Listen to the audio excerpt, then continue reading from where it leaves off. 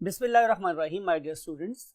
और you know very well कि हम कंप्लीट कर चुके हैं process of light friction and we knew the products of light friction. One of them was ATP and other was NADPH2, that is reduced NADP.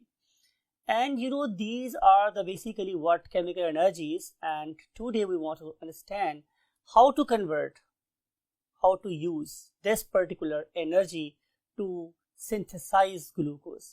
And you know very well, हमने बहुत बार discuss पहले किया है कि इस particular reaction को हम dark reaction बोलते हैं, राइट. आए हम इस पर्टिकुलर डार्क रिएक्शन की सारे के सारे फीचर को स्टडी करने के लिए move to the white board. Yes my dear students, we want to understand first dark reaction. सबसे पहले हम देखेंगे कि इस पर्टिकुलर डार्क रिएक्शन की अकरेंस कहाँ है. बहुत दफा डिस्कस हुआ आप लोगों से, लेकिन चूंकि मेरे फ्राइज में शामिल है कि मैं आपको अपने कॉन्सेप्ट के साथ साथ लेके चलूं, तो आपको याद है कि ये मैंने ड्रॉ किया था व्हाट, क्लोरोप्लास्ट. और इस पर्टिकुलर क्लोरोप्लास्ट के अंदर प्रेजेंट थे ये ग्रीन कलर के स्टैक्स ऑफ मेम्ब्रेन, और हमने इसे नाम दिया था व्हाट, ग्रेनम. और इस पर्टिकुलर ग्रेनम के आउटसाइड दिस होल चेंबर और cavity was stroma. This particular thing was granum and the space outside was basically stroma. And you know very well कि all sort of activities regarding dark reaction, they take place in the granum, right?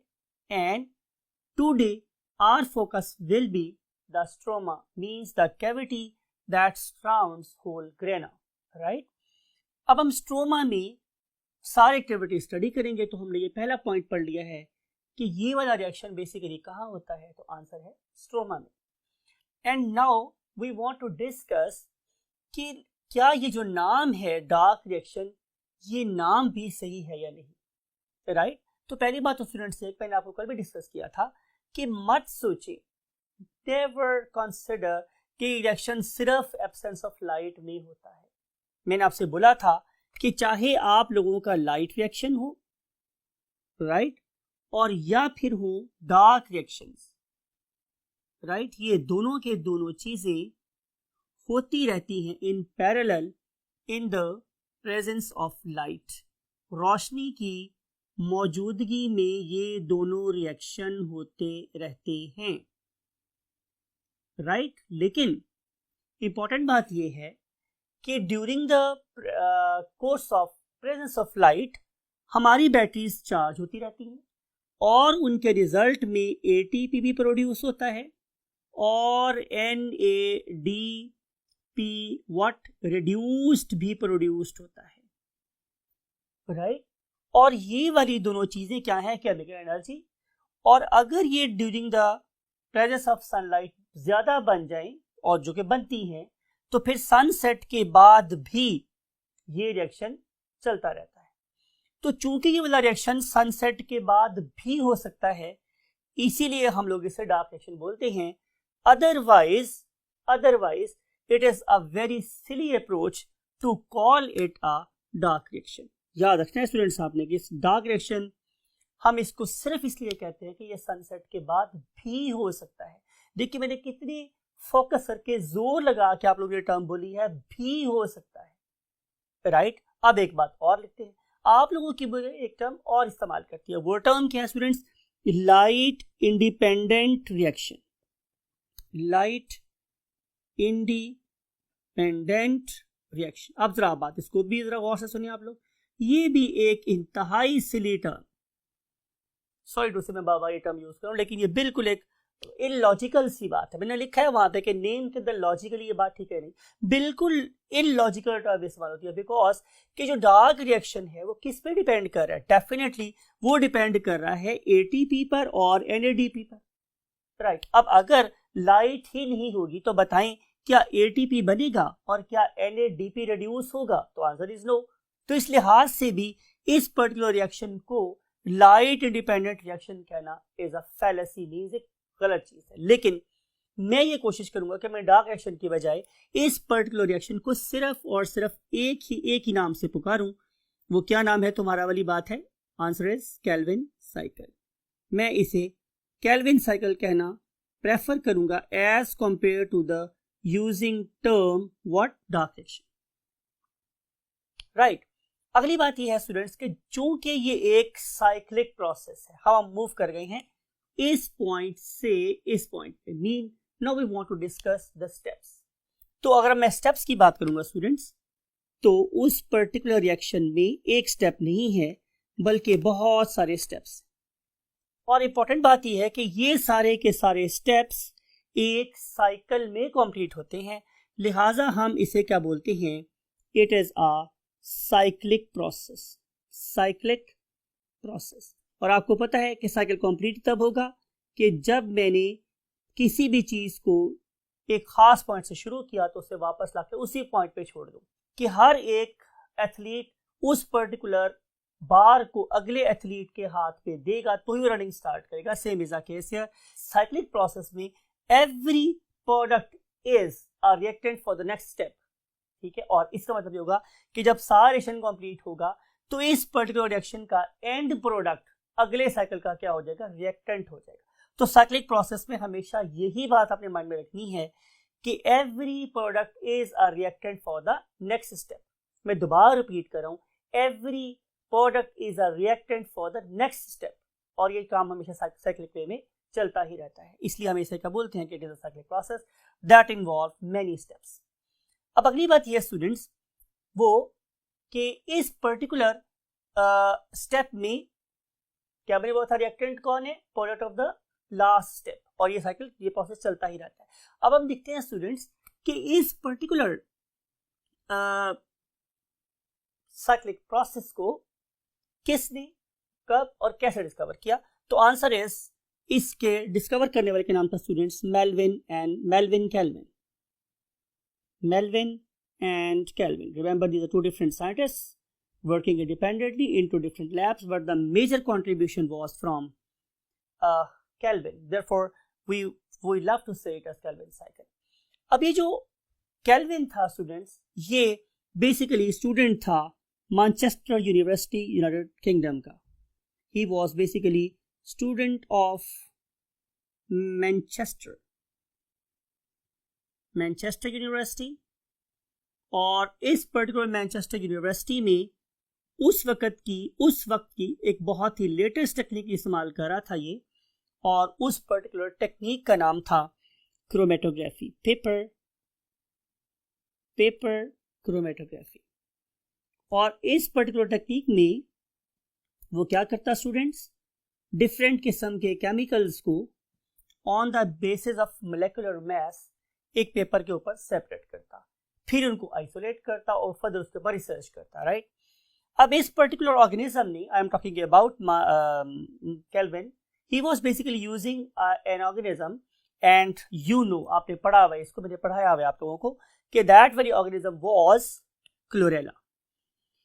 And I think अगर आपकी याददाश्त काम कर रही है तो आपको ये बात बिल्कुल याद है कि ये जो ऑर्गेनिज्म है क्लोरेला, राइट, ये बेसिकली क्या है, एक यूनिसेलुलर एल्गी है, यूनिसेलुलर एल्गी है, राइट। और ये जो यूनिसेलुलर एल्गी थी माय डियर स्टूडेंट्स, ये क्या करता, इसको फीड एंड टेस्ट मैकेनिज्म के थ्रू उसने इसको गुजारा। अब इसमें आपने बात को जरा गौर से सुनना है, वो फीड करता इस पर्टिकुलर एल्गी को किसके साथ, रेडियो एक्टिव कार्बन के साथ। कैसे फीड करता स्टूडेंट्स, वो फीड करता विद रेडियो एक्टिव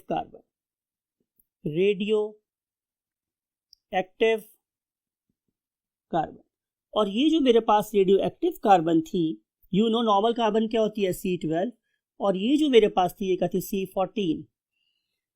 अब इस C14 के साथ बनने वाली CO2 डेफिनेटली ये क्या होती, ये भी क्या हो जाती, रेडियो एक्टिव।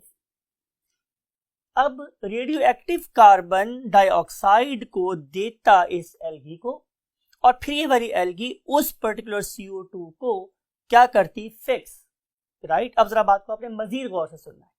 हम लोग करते क्या, मीन साइंटिस्ट ने क्या किया, इसने इस पर्टिकुलर प्लांट को जो ही CO2 दी, उसके डिफरेंट इंटरवल्स पे उसने इस पर्टिकुलर एल्गी में से कुछ सेल को लिया और फौरी तौर पे बॉइलिंग एथेनॉल में या मेथनॉल में डाल दिया। राइट, आपने बात को थोड़ा गौर से सुनना, मैंने 2 टर्म्स यूज की हैं। मैंने टर्म यूज की है कि वो क्या करता है, इसको जो ही उसने फीड किया उसके डिफरेंट टाइम इंटरवल्स के ऊपर इस पर्टिकुलर क्लोरेला के कुछ सेल निकाले और उसे बॉइलिंग, और उसे क्या किया स्टूडेंट्स, बॉइलिंग मेथनॉल में डाल दिया। अब आपको पता है कि इस पर्टिकुलर प्रोसेस के 2 रिजल्ट हुए। नंबर 1, चूंकि ये बॉइलिंग थी तो हाई टेम्परेचर पे इस क्लोरेला के जितने एंजाइम्स थे फौरन डिनेचर हो गए और reaction there and then stop हो गया। नंबर 2, मेथनॉल आपको पता है कि बड़ा सीवियर डिहाइड्रेटिंग एजेंट है और उसकी वजह से जो रिएक्शन थे वो और जल्दी से स्टॉप हो गए। इट मीन कि ये there and then freezing method भी हुआ कि जहां रिएक्शन था वहीं पे रुक गया, फ्रीज हो गया। फ्रीज होने का मतलब जमाना नहीं है, रोकना है, राइट। तो ये फौरी तौर पे वहां जाके क्या हो गया स्टूडेंट्स, स्टॉप हो गया और उसमें से कंपाउंड्स को आइसोलेट किया और उसको क्रोमेटोग्राफी के थ्रू, आई थिंक आपने केमिस्ट्री में अब तक ये टॉपिक पढ़ लिया होगा क्रोमेटोग्राफी, और उस क्रोमेटोग्राफी में उस पर्टिकुलर चीज को क्या कर लिया, सेपरेट कर लिया। राइट, तो ये था वो मेथड, ये थी वो टेक्निक जो बेसिकली इस पर्टिकुलर साइंटिस्ट केल्विन ने इस्तेमाल की। अब इस पर्टिकुलर टेक्निक के रिजल्ट में जो सबसे पहला कंपाउंड उसके पास ऑब्टेन हुआ, it was basically a 3 carbon compound. It was basically a 3 carbon compound, right. और इस 3 कार्बन कंपाउंड के ऑब्टेन होने का मेरे पास क्या मतलब था भाई, एक रफ और बहुत लॉजिकल सा गेस तो ये हो सकता था कि भाई एक CO2 उसके एनवायरनमेंट से मिल रही है तो जाहिर है 2 कार्बन कंपाउंड पहले से वहां मौजूद होगा। Look at this, something like it कि ये मेरे पास एक कार्बन है, ये मेरे पास एक दूसरी कार्बन, यहां पे ऑलरेडी 2 कार्बन कंपाउंड एग्जिस्ट कर रहा था और ये वाली CO2 इसको कहा, ये वाली कार्बन इसको कहां मिली है अब। तो हमारा पहला परसेप्शन ये था कि इस पर्टिकुलर मेल्विन केल्विन का एंड प्रोडक्ट वो बेसिकली क्या है, एक 2 कार्बन कंपाउंड है, या ये कह लें कि CO2 का एक्सेप्टर एक 2 कार्बन कंपाउंड है। लेकिन ये चीज बाद में गलत साबित हुई कि जब उसे डिफरेंट इंटरवल्स के ऊपर इस पर्टिकुलर एक्सपेरिमेंट को टेस्ट किया तो पता चला कि बेसिकली मेल्विन केल्विन साइकिल का and product means next cycle का प्राइमरी रिएक्टेंट, मैं फिर रिपीट कर रहा हूं, लास्ट साइकिल का एंड प्रोडक्ट और अगले साइकिल का रिएक्टेंट, पहला रिएक्टेंट, वो बेसिकली एक 5 कार्बन कंपाउंड था। 1 2 3 4 एंड 5, ये 5 कार्बन कंपाउंड था जो एक्सेप्ट करता था उस CO2 को जो हम इसको प्रोवाइड करते थे, मींस रेडियोएक्टिव CO2। बाद में ये ना पता चला कि एक 5 कार्बन शुगर है that is ready to accept the CO2 और हम लोगों ने इसका नाम रखा क्या, ribulose, ribulose biphosphate, ribulose biphosphate, और हम इसे एब्रीवेट करते थे ऐसे RUBP। Remember you must write this U in lowercase letter, RUBP. So this RUBP is basically a 5 carbon compound and it is provided with the 2 phosphates. Wherever we say कि ये एक 2 phosphate है, इसका मतलब है कि एक phosphate कहीं यहाँ लगी हुई थी और एक phosphate कहीं यहाँ लगी हुई थी, तो it was RUBP, ribulose biphosphate, that has the ability to welcome the CO2 from the surrounding and transform itself into a 6 carbon compound. You got the point my dear students? Now अब हम देखते हैं कि ये सारी information के बाद, सारे एक्सपेरिमेंट्स के बाद साइकिल बना वो क्या है। So let's move to the next column of the board. Yes my dear students, आप लोगों के लिए हमने ऑलरेडी बड़ी एफर्ट के बाद ये सर्कल्स ड्रॉ किए हैं और ये रिप्रेजेंट कर रहा है ऑफ कोर्स इस साइक्लिक प्रोसेस को, और इस साइक्लिक प्रोसेस के अंदर हमने ये 3 डॉटेड लाइंस ड्रॉ की हुई आप लोगों की जो रिफ्लेक्ट करती हैं, ये बताती हैं कि ये पर्टिकुलर साइकिल अगरचे बहुत से स्टेप्स पे कंसिस्ट करता है, लेकिन आप लोगों के इस लेवल पे हमने इसके सिर्फ 3 इंपॉर्टेंट स्टेप डिस्क्राइब कर। आए हम उन तीनों स्टेप्स के सबसे पहले नाम लिखते हैं। ये जो मेरे पास सबसे पहली फेज है जो सबसे टॉप पर है, इसे हम लोग बोलते हैं CO2 fixation phase, CO2 fixation phase, यानी कि यहां पे हम CO2 को फिक्स करेंगे, राइट। और उसके बाद जो मेरे पास स्टेप नंबर 2 आता है, स्टेप नंबर 2, इसमें हम लोग क्या करते हैं स्टूडेंट्स, इसमें हम रिडक्शन करते हैं। So step number 2 is reduction phase, right. Step number 2 is basically a reduction phase. और जो मेरे पास स्टेप नंबर 3 है, it is called as regeneration phase. Step number 3 is regeneration phase,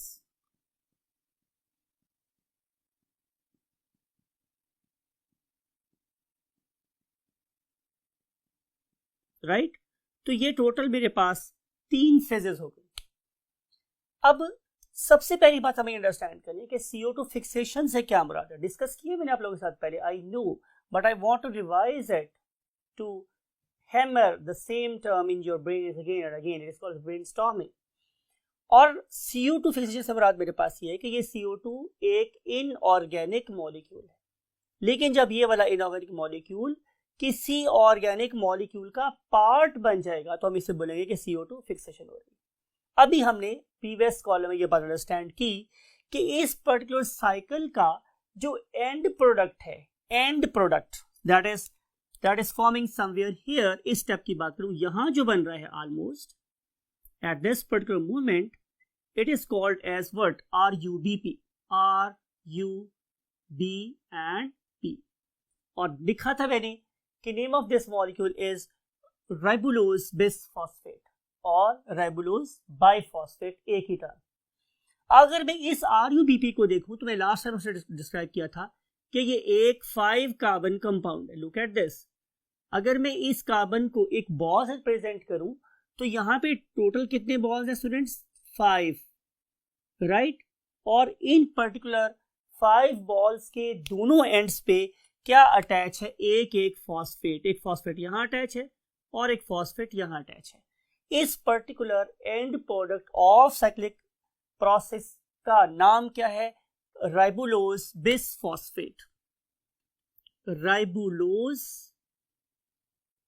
bye, चलिए बाय ही याद रखिए, बुक में आपके बाय लिखा हुआ है, तो बाय फॉस्फेट, तो राइबुलोज बाय फॉस्फेट, RUBP।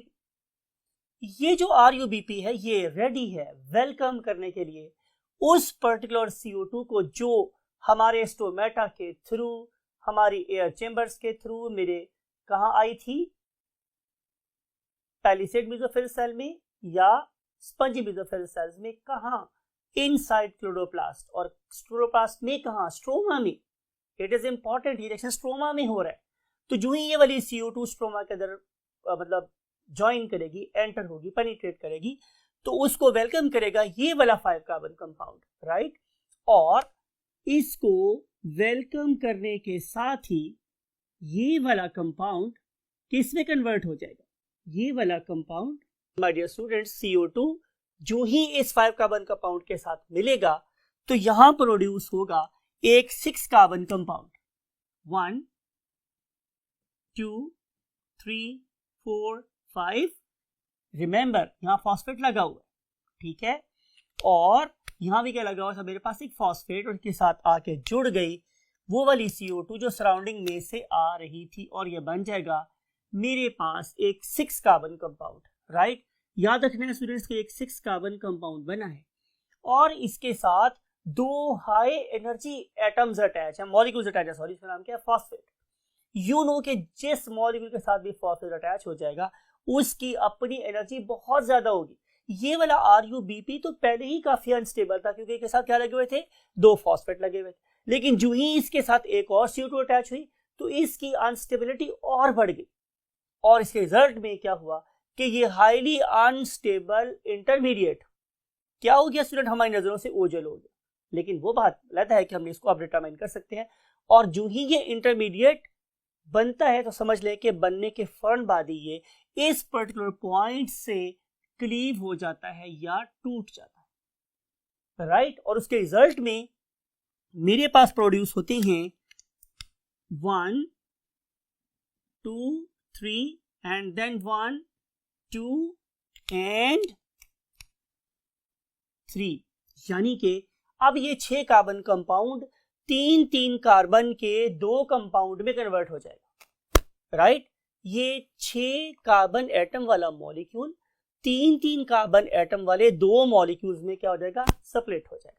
याद रखने वाली बात यह है कि इसके इधर फॉस्फेट अटैच था और अब इसके इधर फॉस्फेट अटैच, राइट स्टूडेंट्स। अब ये जो सबसे पहला कंपाउंड हमने डिस्कवर किया था वो यही था, that 3 carbon compound was basically PGA, right? अब what is meant by the term PGA? It stands for phosphoglyceric acid. Phosphoglyceric acid. और ये जो मेरे पास phosphoglyceric acid है, इसके बनते ही हमारे इस पर्टिकुलर रिएक्शन का जो फेज है वो क्या जाता है, खत्म हो जाता है, राइट। अगले स्टेप हमने क्या करना है स्टूडेंट्स, अगले स्टेप में हमने इसमें 2 चीजें करनी। Number 1 is called as phosphorylation. इसका मतलब ये है कि हम इन दोनों के साथ अब फॉस्फेट अटैच करने वाले हैं, समथिंग लाइक इट। ये देखेंगे स्टूडेंट्स, यहाँ पर ये मेरे पास एक कंपाउंड था और ये मेरे पास एक दूसरा कंपाउंड था। कितने कार्बन वाला स्टूडेंट्स, 3 कार्बन वाला। देखिए आपने मेरी बात को गौर से सुनना है।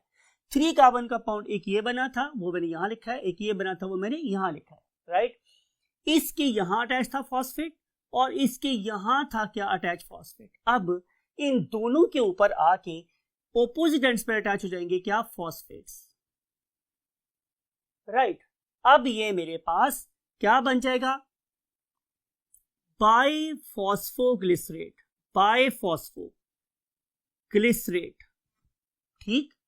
इसका क्या मतलब है कि एक फॉस्फेट यहां अटैच था ऑलरेडी, एक नया हो गया, एक यहां पे ऑलरेडी अटैच था और एक और हो गया। अब ये एक ऐसा फॉस्फोग्लिसरिक एसिड बन गया है जिसके दोनों एंड पे फॉस्फेट अटैच हैं, तो हम इसे क्या बोलेंगे, बाइफॉस्फोग्लिसरिक एसिड या बाइफॉस्फोग्लिसरेट, राइट माय डियर स्टूडेंट्स।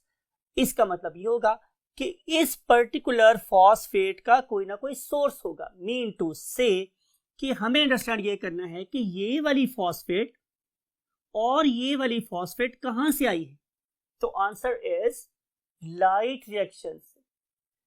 यानी कि ये वही एटीपी थी जो कहां से आई थी, लाइट रिएक्शन से।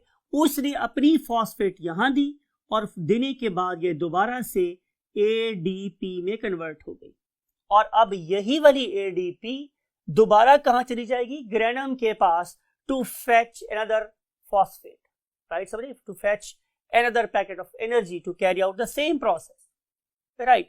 तो आप इमेजिन करें कि अगर एटीपी ना बन रही होती तो ये रिएक्शन हो सकता था, तो answer is no. Therefore it is useless to call it as a light independent reaction. अब आपको समझ आ गई होगी माय डियर स्टूडेंट्स कि इस एटीपी का सोर्स क्या है, लाइट रिएक्शन। इंपॉर्टेंट बात है कि इस पर्टिकुलर रिएक्शन की एनर्जी कहां से आई है, लाइट रिएक्शन से आई है, राइट। इस बीपीजीए को हम मॉडर्न लैंग्वेज में एक नाम और देते हैं, क्या, कि पीजीएपी, यानी कि चाहे आप लोग इसे बाइफॉस्फोग्लिसरिक एसिड बोल दें या वही बात है फॉस्फेट ग्लिसरिक एसिड, फॉस्फेट एक ही बात, नो डिफरेंस एट ऑल। अब ये जो मेरे पास पीजीएपी है, it will undergo what, reduction, ठीक है। और जब हम इसकी रिडक्शन करना चाहेंगे तो जाहिर है मुझे किसी रिड्यूसिंग एजेंट की जरूरत पड़ेगी, और वो जो रिड्यूसिंग एजेंट है वो कहां से आ रहा है स्टूडेंट्स, जाहिर है लाइट रिएक्शन से। मीन टू से NADPH2 साहब यहां पर आएंगे, वो हाइड्रोजन इसको दे देंगे, तो जाहिर है ये PGAP अब क्या हो जाएगा, रिड्यूस, और ये क्या होगा, ये ऑक्सीडाइज हो जाएगा और इसके रिजल्ट में ये वाला रिड्यूस्ड NADPH2 किस में कन्वर्ट हो जाएगा, खाली NADP में कन्वर्ट हो जाएगा और इसके साथ हम लिखते हैं वर्ड ऑक्सीडाइज्ड, राइट।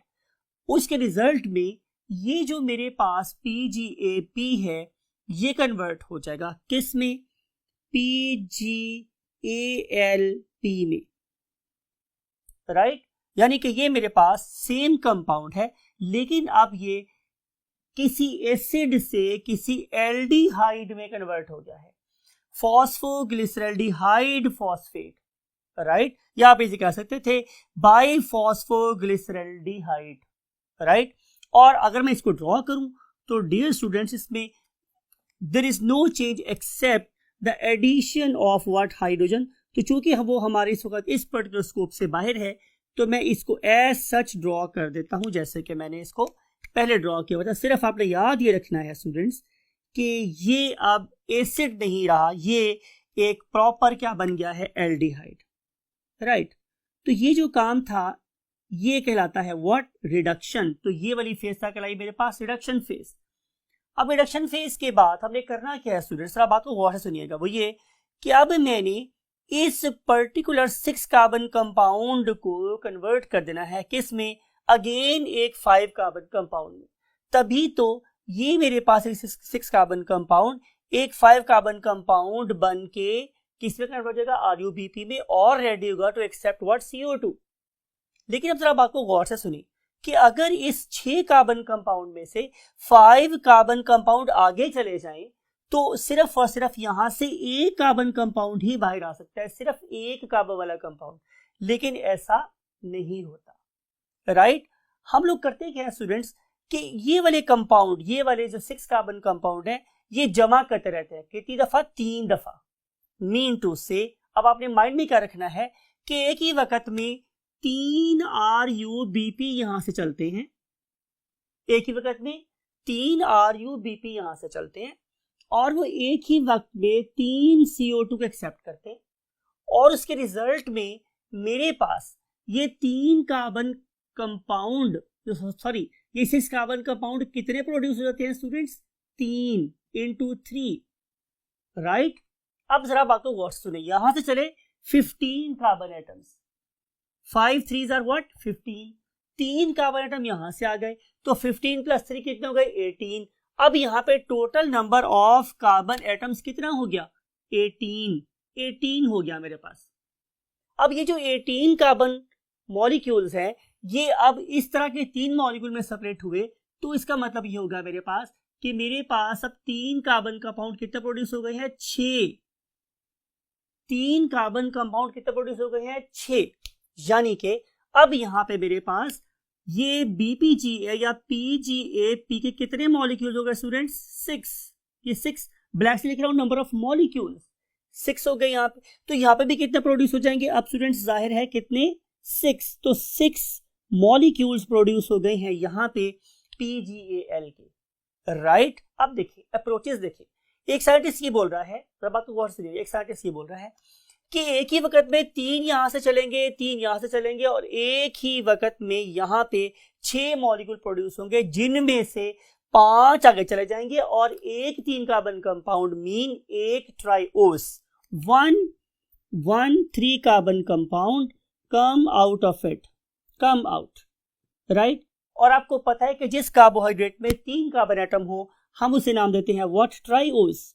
तो जो सबसे पहला कंपाउंड इस पर्टिकुलर साइकिल से बाहर आता है, it is basically a triose, right. लेकिन बहरहाल बातें दोनों सही हैं। जाहिर है एक वक्त में एक साइकिल तो चल ही रहा है, हजारों साइकिल चल रहे हैं, इसका मतलब है कि हजारों साइकिल क्या प्रोड्यूस करें, हजारों मॉलिक्यूल्स ऑफ ट्राइओस।